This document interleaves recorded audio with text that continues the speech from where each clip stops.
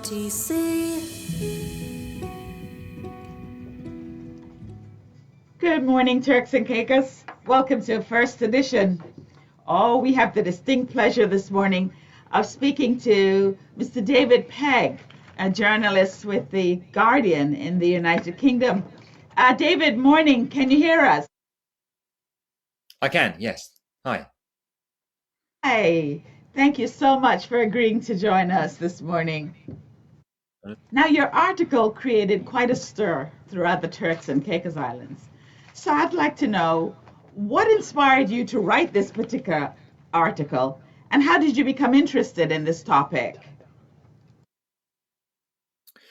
Well, we go where the story is, broadly. So as a journalist for The Guardian, I work on the investigations team, and we write about what information we become aware of and that we think is interesting and which we think is important. This wasn't something that I had a great deal of knowledge about. We became aware of this internal report in the Foreign Office delineating these problems. And when we became aware of the second report, the Sheffield Hallam University report, that touching on similar themes, it became very clear that there was a pattern of very serious issues that hadn't yet been reported, at least not to our audience. And that was the basis on which we decided to take a closer look at it. Yeah. Did the authorities in Turks and Caicos respond to your article in any way? So we approached the Foreign Office. We approached the Office of the Governor and the Foreign Office in Whitehall in the UK.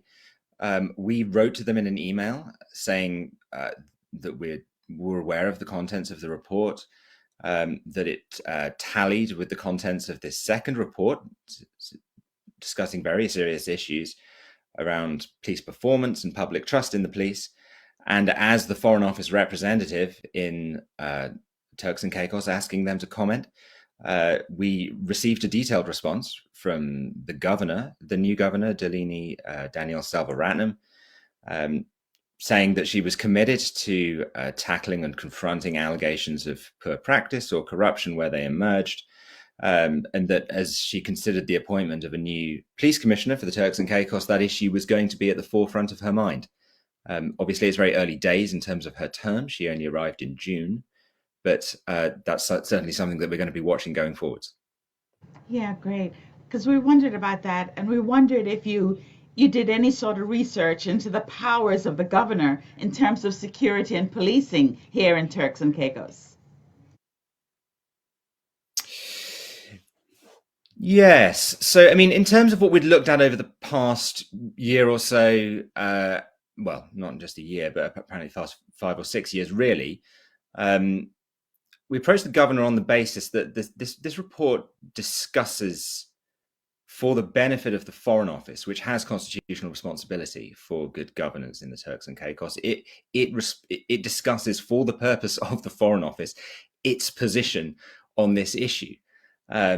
Separately to that, we did become aware that through talking to various sources here in London that there had been several reports to the governor's office over the years expressing various concerns of the type that echoed in both of the reports. That was the basis on which we decided that the governor would be, well, the governor has locus over all three issues, effectively. That's the internal Foreign Office report. They're the Foreign Office representative. They've been made aware of the concerns in the past. And so from our perspective, the governor seemed very well placed to comment on all aspects of the story. Do you intend to do any sort of follow-up stories or any follow-up developments related to police corruption and gang warfare in the TCI, or is this it? No, I'd very much like to do more follow-ups on this. I think this is a subject of very great importance. I don't think it's had the attention it deserves, either from journalists or from policymakers. Certainly not here in London. Very few people know about this issue.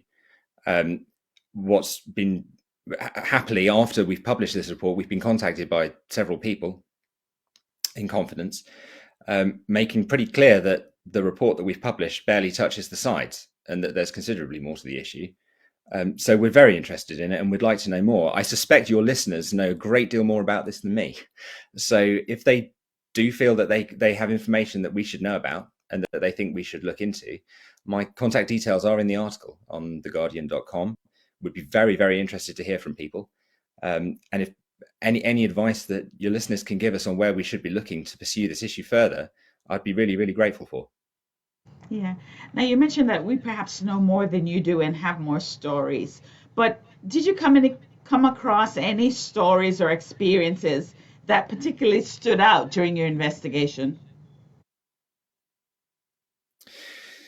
I have to stress that in the process of this is not something I've had the privilege of reporting on from Turks and Caicos. I mean, I've spoken to people on the islands, and I've been working and doing this while I'm in London. But I have read a considerable degree of material about it, and I've heard the stories of some of the people who've been involved. I mean, the one thing that really did strike me, and rather shocked me actually, was that one of the findings in the Sheffield Hallam University Helena Kennedy Centre report. This was a report that was commissioned after the very serious violence that began to take place in September to November last year.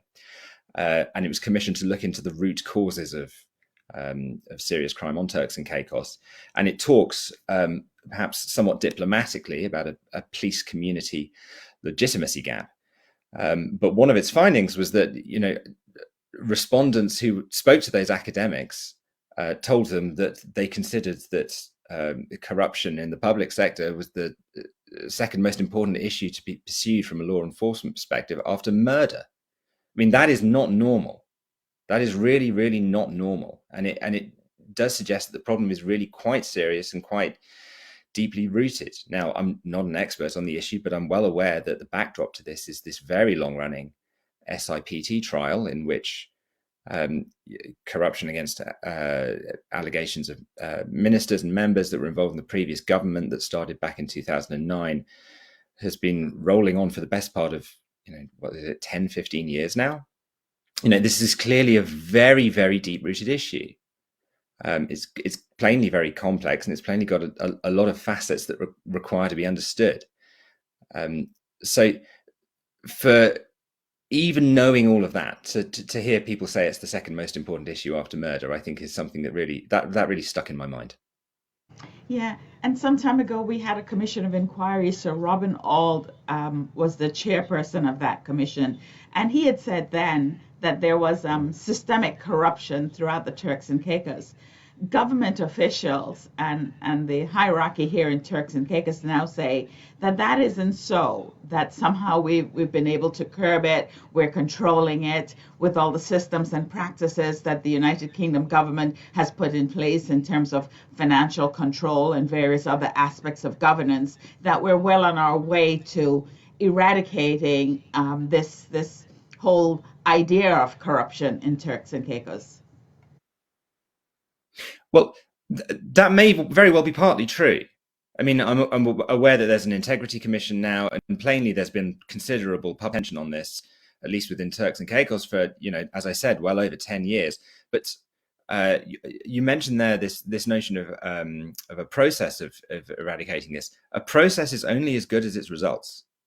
And when the results are that the Turks and Caicos still has a murder rate that is somewhere above double other British overseas territories, where people are telling in confidence, academic inquiries that it's one of their primary concerns. And when the Foreign Office is drafting internal reports saying there are sort of systemic issues with performance, clearly the process is not finished, would be a nice way of putting it. Now, I don't doubt for a second that the determination of those involved to get to grips with the problem. The problem is plainly there, and it plainly needs to be dealt with. But I mean, on the basis of these reports, I wouldn't say it was finished. But again, I mean, you tell me if I'm wrong. No, we'd agree. It is an ongoing process. But having said what you just said, David, and being a British overseas territory, do you blame or hold the British government responsible in any way for our failures?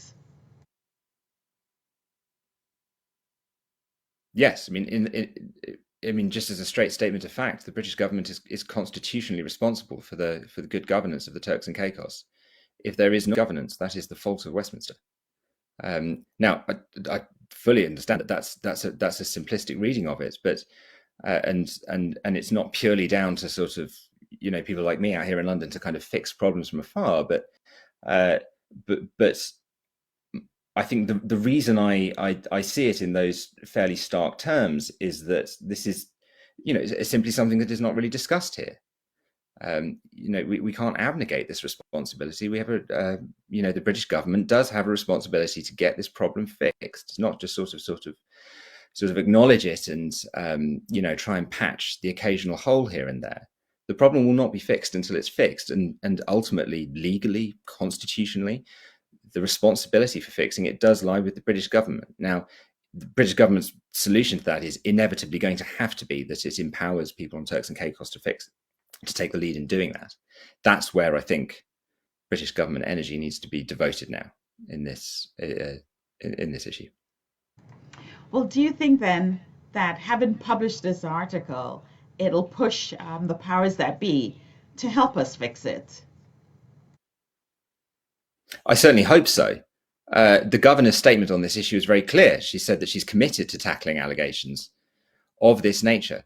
And one thing that's very interesting is that she also observed that I think there's a new police commissioner that's being appointed. She said that it's going to retire shortly, and that reinforcing good. I've got the quote in front of me here. A key focus of my recruitment of his successor will be the reinforcement of policing standards and a strong ethical framework of conduct and performance for the Royal Turks and Caicos Islands Police Force. Now, fine words butter no parsnips. They're good words, but they need to be delivered on. Now, if that's the public statement of where the government's going to go, we're going to keep an eye on that, and we're going to follow it up. So, to the extent that the article can kind of catalyze or lubricate, the provision of something that inspires more confidence in the people of Turks and Caicos Islands, I think that's a very good thing in my mind. I hope that's the case. Yeah. Do you plan on visiting the Turks and Caicos anytime soon to further your investigation or to get more first-hand information from residents and the police officials or government officials? Yes, stay tuned.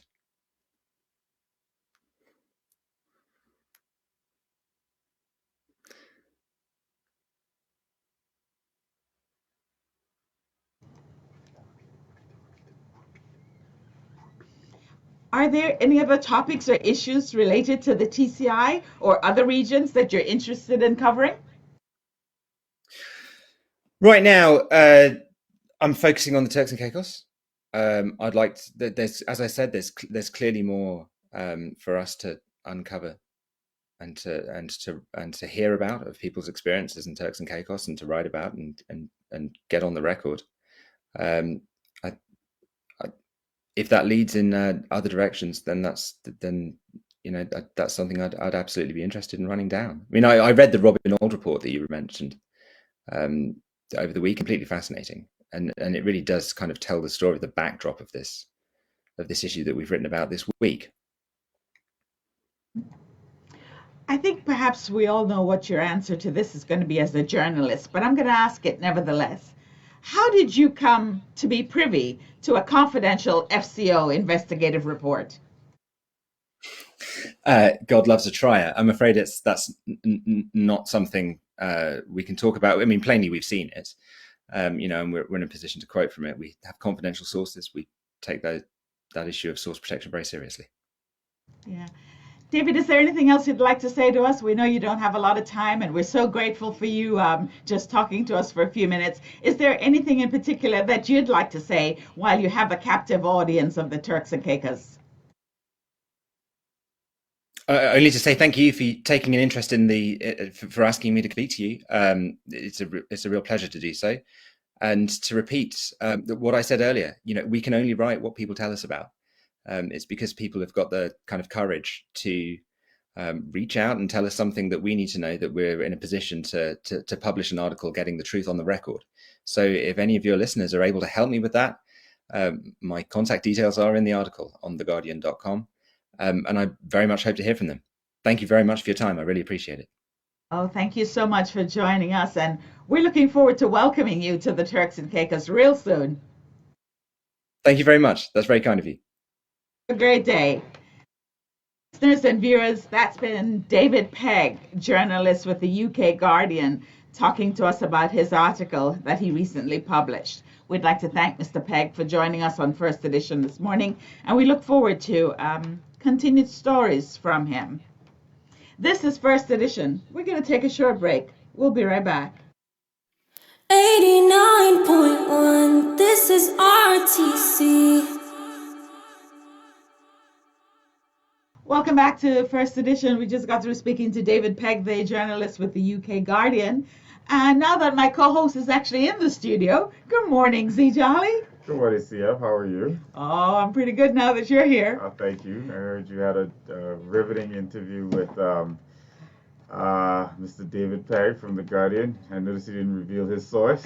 No, a good reporter should never reveal his or her source. Snitch. But listen, Yes. I watched you last night on Custodians of Culture, and the whole panel. You guys were pretty good. I mean, Yes. it was so much that came out of it, and we saw a lot of emotion. Yeah. We got a lot of information. We saw that real passion that people have for culture and heritage in the Turks and Caicos. So tell me a little bit more about that for those people who may have missed it. Well, I mean, again, I just want to thank the Department of Culture not only for putting on the discussion, but for all their efforts throughout Heritage Month. I want to thank them for just bestowing the honor on me by allowing me to be part of that panel discussion. I said it when I got there, looking at the names of the individuals and seeing the face of the individuals. I don't know how I measure up or what particular reason they chose me to fit in there, but I would try my best to raise the level or even match the level of the discussion. From the onset with the opening speech by the man for all seasons, Mr. Gray, he kind of started everything off with a call to arms for all Turks and Caicos Islanders, and he brought it back from the very beginning and how far we've come as a nation, but then also a lot of the inadequacies in the country culturally. So from there, the ball just kept rolling. I was quite impressed by all the panels. We had our culinary ambassador, Chef Nick. We had the Honorable Akira Mizik, former Deputy Premier, former Minister for Infrastructure, former Minister of Education. We had the representative from Wheeling, Honorable Kyle Knowles. We had what I like to call a youth leader, and Brianna Walcott, and then we had my esteemed sister cousin, Lamika, hosting. I liked the diversity of the group. We're all Turks and Caicos Islanders, but everyone represented kind of a different sector in terms of employment, a different mindset in terms of maybe which island you grew up in, and just where you stand as a Turks and Caicos Islander. But I think the message remained the same. We want more when it comes to our culture, whether it's more in terms of preserving our culture, more in terms of promoting our culture, more in terms of investing in our culture. We just want to see more. And although we are very impressed with the culture department and all they do with limited resources, and we understand that the private sector can be more engaged and would like to be more engaged, it comes from government. It's just like everything else. We make a lot of money from work permits and custom duties and stamp duties from real estate sales. And so those areas where the government sees money come from, that's where they do the most of their investing. But I think it's a very simplistic business model. If you look at the private sector, you don't usually see directly how marketing enhances your revenue. But as a business person, if you don't market and promote, so you'll think, all right, I sell Coca-Cola. If I just need to buy more Cokes to sell more Cokes and make more money. But you have to understand the indirect financial impact,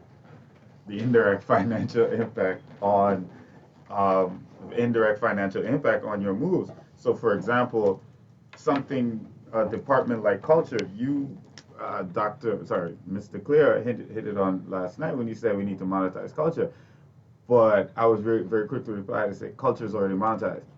Our tourism product that we make so much money on, that's a direct reflection of the culture.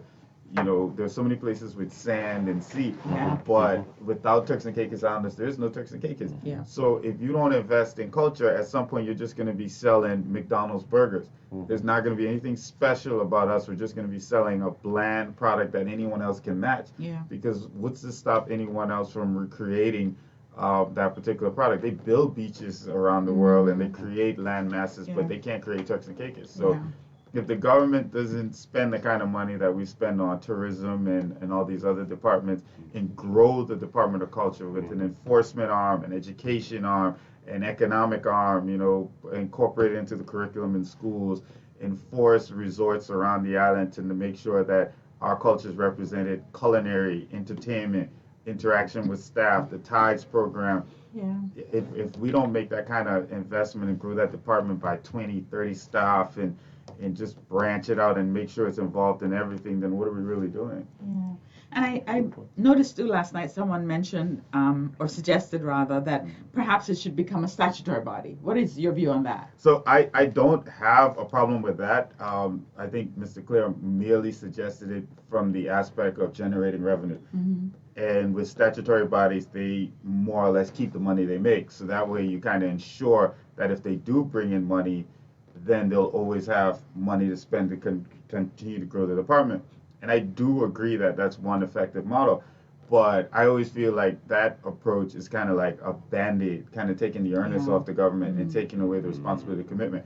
I think just like customs isn't a statutory body, revenue control unit that deals with like stamp duty and collections, they're not, and business license fees and all these things that bring in money, traffic that brings in money, they're not statutory department. Immigration with the work permit, they're not a statutory body, but the government has made a commitment that we're going to invest in these departments because it makes us money. Yeah. So the same way experience, we shifted. You see this huge shift from the tourist board to Experience CCI, this huge investment in growing this department, bringing in new talent, traveling around the world and marketing, hiring a new CEO in a changed manner and rebranding Experience CCI. I want to see that energy for our culture department. I want to see a new budget and say, all right, guys, we're putting $2.5 million in the budget for culture next year, and we're hiring this many employees, and there's going to be one education officer that's responsible to work with the education department in the schools to incorporate culture into our curriculum. We're going to hire 3 enforcement officers, and their job is to patrol Grace Bay, stop at each of your hotels. Can I see your menu? Can I interact with your staff? Go to the bar, just randomly like secret shop and go to the bar and ask questions. But why is it, Jolly, you think we haven't seen that sort of thrust for culture? Because culture isn't sexy. It's true. I mean, well, then let's make culture sexy. I agree. See, and this is why we always talk about, that's why the independence conversation always comes into play.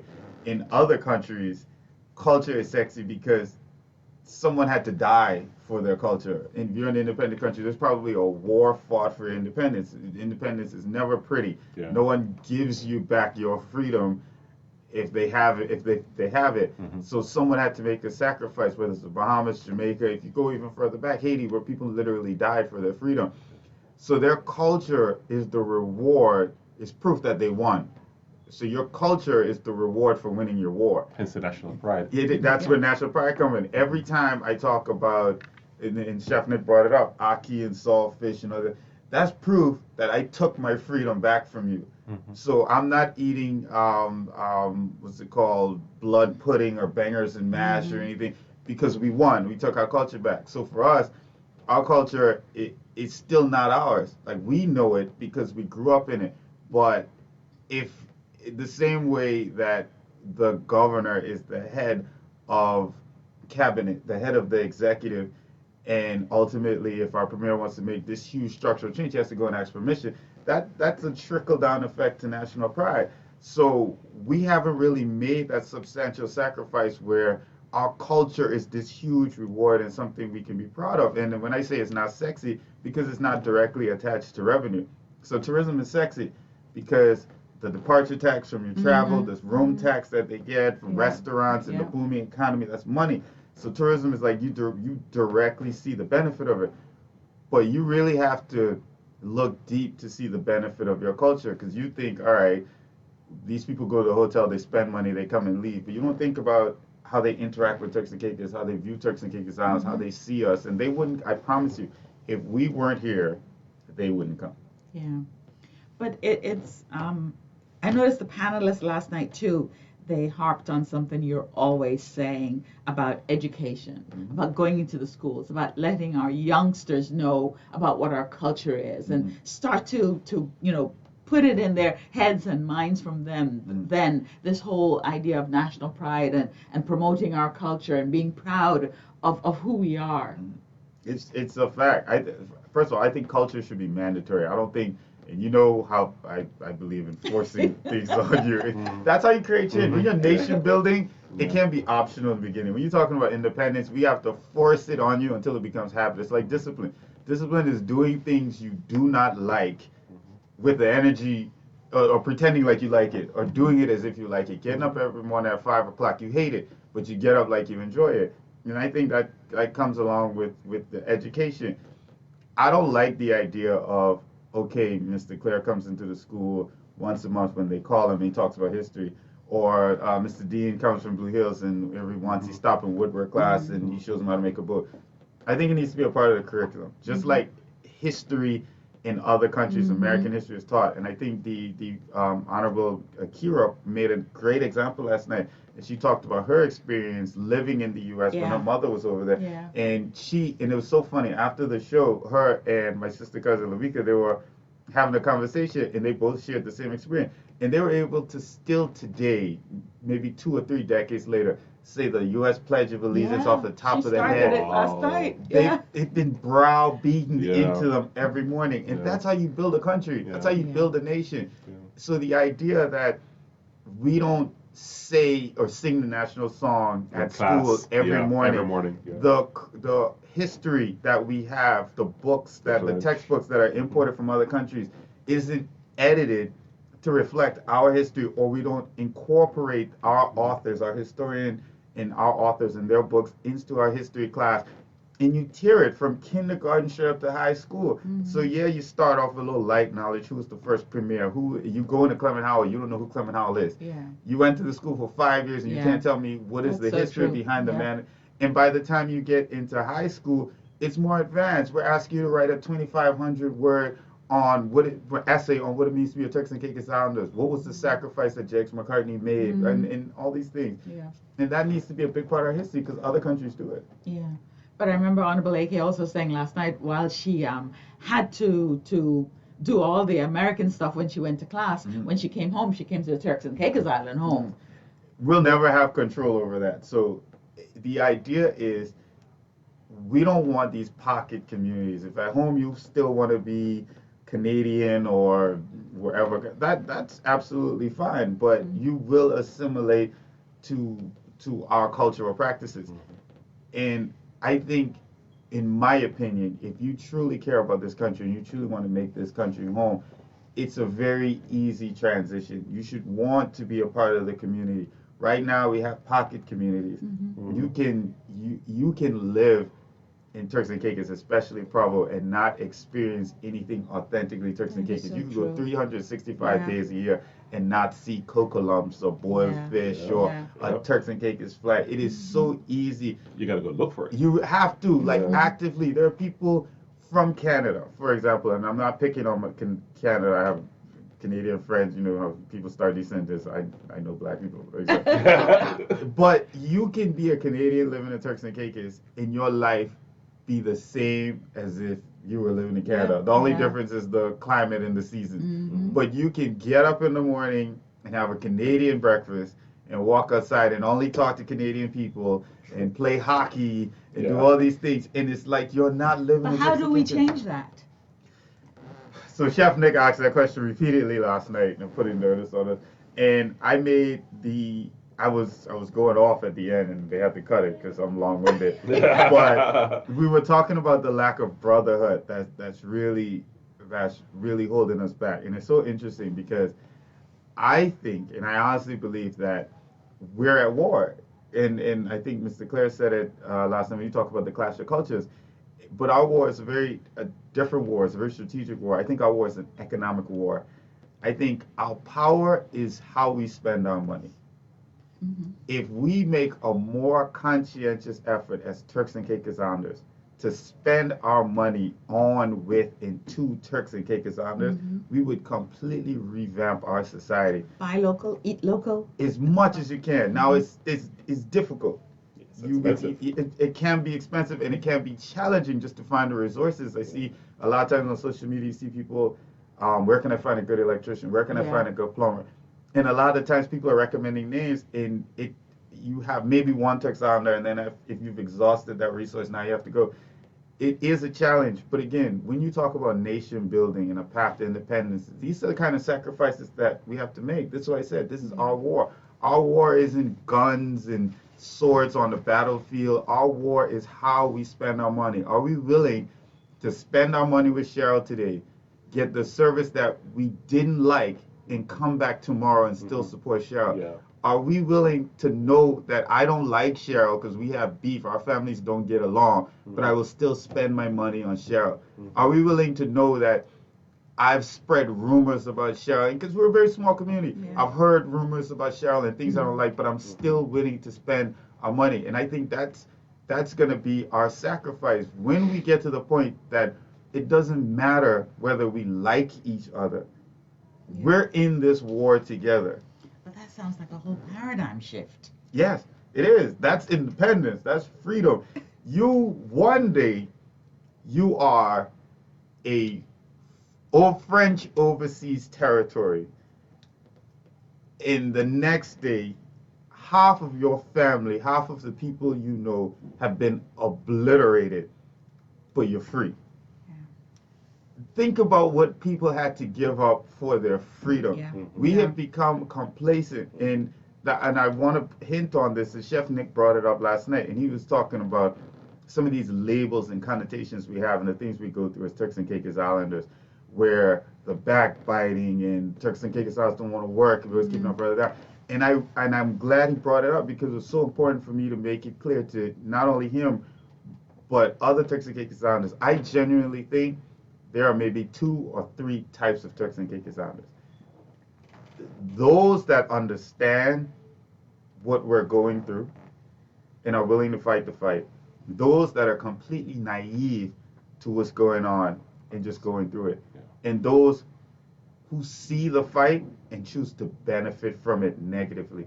And I'll be very quick with this. There are people that benefit from us being divided. And they're very strategic about it. They don't have to come out and say anything.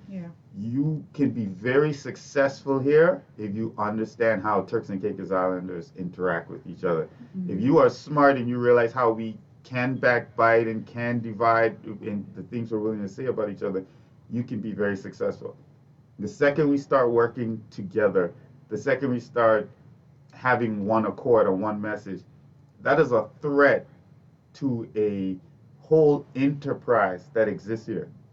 So now they won't come out and say, oh, Cheryl, don't trust Zhivago, but there are seeds being laid to keep us divided. That's because if Cheryl and Zhivago work together, we don't need that person anymore. So over the last 30 years, those millions that this person has made because we don't work together and we'll spend our money with them and not with each other, they're threatened by this. So they will do things and say things and encourage you to do things. So this narrative that Turks and Caicos Islanders don't want to work, that's not coming from Turks and Caicos Islanders, but we'll believe it. In this idea that Turks and Caicos Islanders are always stabbing each other in the back and don't support each other, that's not always true. But we believe it, and we'll spread that narrative. They need But us what's to believe dangerous that. too is that we sometimes buy into it. Because I've heard Turks and Caicos Islanders say that Turks and Caicos Islanders don't want to work. And they say it outside the house, which to me is listen. And I grew up in that kind of house. You would hear anything in my house. Like I grew up with some siblings that would say some things. But when we outside, it's us. And if you say anything like that or repeat that, you got to fight all of us now. And that's how we need to govern ourselves. But like they benefit from this, so they'll encourage this behavior. So they'll promote this kind of divisive behavior, because as long as we're divided, especially economically, socioeconomic, we live in a culture, and I always get caught up in these kind of conversations, where a Turks and Caicos Islander can have the same job. And again, we're not picking on people that are from not here, but we're talking about culture now. You could have a Turks and Caicos Islander with the same job, right, as someone that's not familiar, that came in on a work permit. that Turks and Caicos Islander doesn't have anywhere to live. That Turks and Caicos Islander doesn't have any car to get to work. They'll take a jitney, or they'll catch a ride with their friends, or they'll be out here looking for an apartment. If something happened, now they got to go stay with their parents until they find it. But if you're not from here, you will get housing and company transportation. Now, these are things that are overlooked, but just think about what that does to you psychologically as a Turks and Caicos Sometimes you even Islander. get your children educated. They find a school for your child before you even reach. Now, you here fighting in line to get your kids in government school if you're lucky. But think about the social economic implications of this paradigm. I am here. This is home. I can't go nowhere else. Yeah. And I have to sit here and stand on the side of the road And struggle. watch you drive past me in a company Yeah. car, you're not from here. Watch you go to your nice apartment, you're not from here. Watch your kids get in So school. we need a level playing field then. I take it a step further. We need the advantage. And then I remember Drex and I had an argument about this, and I keep telling him, what's the point of being here, from here, if there's no advantage? I don't want just a level playing field. Turks and Caicos need an advantage, not a handout, not the fish. Right. You not only need to teach me how to fish, you need to present opportunities. Now, if you come from somewhere else and you find an opportunity, God bless you. If you're willing to work hard and take it back, God bless you. But once you've taught me to fish, you still have to create the opportunity. Yeah, I agree with all that, but I think it boils down to simple things too, like just a lack of respect for Turks and Caicos Islanders. I mean, I think we need to be recognized and treated and respected as first-class citizens Amen. in the Turks and Caicos Islands. If not here, then And where? if we don't get it, then demand it, like I do. You should. And Yeah. one thing I know with you can I demand am going to it for demand sure. it. But that needs to be instilled in us at every level. Our little children need to be like that. Yeah. And I don't call it arrogance, call it pride. That's fine. That's how you build a nation. At one point, we are going to be here on our own. Yeah. It's going to be just us. And if we're not confident, what's going to happen? Yeah. Well, we want to say congratulations to the Culture and Heritage Department. They have had an amazing month so far. They've had a gospel concert, they've had panel discussions, scavenger hunts, they had an awesome cultural awards evening where they recognized 3 honorees, our songbird Barbara Lee Johnson, posthumously Deacon James Dean, and then we had Reverend Dr. Gold Williams for his boat building and net building and all the rest of it. What was our award, Cheryl? It was awesome. I was watching it online. We are cultural icons, aren't we? It was great. So It was a great congratulations to the culture department. We're winding down, Yes. Z Jolly, and guess what? What? It is Zoya's birthday! First of all, Cheryl, stop pretending. It's Zoya's birthday. You know you're from Grand Trunk. She's getting a birthday cake today. So, our producer, we want to say happy birthday. And R.I., how are we going to say it? Just letting y'all know, January 50th is my birthday. I want to sing to you. Nope. Happy birthday, Zoya. We wish you all the very best. You know, we need to highlight, somehow we need to come back and talk about music being so important to our culture and heritage. Absolutely. So remember we were talking about, earlier I mentioned the enforcement side, about providing the culture department with resources, actual enforcement side that can go out and police not just the resorts, but industries in terms of making sure that we talked about culinary in terms of making sure that the menu is authentic, or at least a portion of the menu in the hotels. If you're an off-site restaurant that's themed, that's your business. But if you're in a hotel, you should have the local option. Probably that was the only facet missing last night was the entertainment side on the panel. But I would love to see the same thing applied to music and entertainment. The culture department having an enforcement arm, well, and I like the word enforcement, that actually polices the music industry in terms of protecting our local artists, making sure that their music is being heard in any kind of public location or on resort properties like the airport and stuff. Sometimes it could be an oversight, right? Because the airport is managed by a statutory government body, but it could simply be oversight. So the culture department with the correct resources can go in there and remind them, hey, not only do you need to do this, but here's a list of songs from the local artists. We've already compiled it on a playlist, however format you want it. We could provide the loop. And the same thing at different resorts. Because I'm going to be honest with you, some of these resorts you go to, you just hear Bob Marley on the loop. Pop. You know, if you're lucky, you hear some mainstream pop, but the connotation has become, if it's tourism related or island related, then it's simply Bob Marley, as if we don't have our own local musicians that make local music. And we have quite a few of them Yes, today. dating back and presently. Yeah. We talk about, you know, we always talk about Tess and how she is in terms of working at these resorts and getting out there. And then we know Barbara Lee. You know, Barbara Lee, Yeah. the She was songstress. recognized as And a the cultural cultural award. icon, yes. And then even, you know, Jack Nasty, who I think he went away the other day and performed in the U.S. on our behalf. And But there's he's, Clement Lightburn. and Clement I mean, Lightburn. there are a whole host of them. Cord but Forbes, there needs to be a list. Quinn, Cord Quentin Forbes as well. Dean. Yeah, you Quentin know? played with Prince. Like, that's Yes. such an underrated Yeah. accomplishment. Yeah. But there needs to be a list compiled, and these lists provided when you open a resort or you have whoever the entertainment director is or manager. This list is provided to you. Here are your local performing options. I want you to run through this list. There's 365 days a year. Yes, 365 days of entertainment. I want to see all of these names, and I'm going to follow up with them to make sure that you've spoken to them and you can incorporate them. Yeah. You can't just play whatever you like. Like that it doesn't work that way. You are in the Turks and Caicos. Yeah. This has been First Edition. We've had an awesome time this morning. Thank you so much for joining us. We'll see you again next Tuesday. Until then, I'm Cheryl Forman. And I'm Shivago Jolly.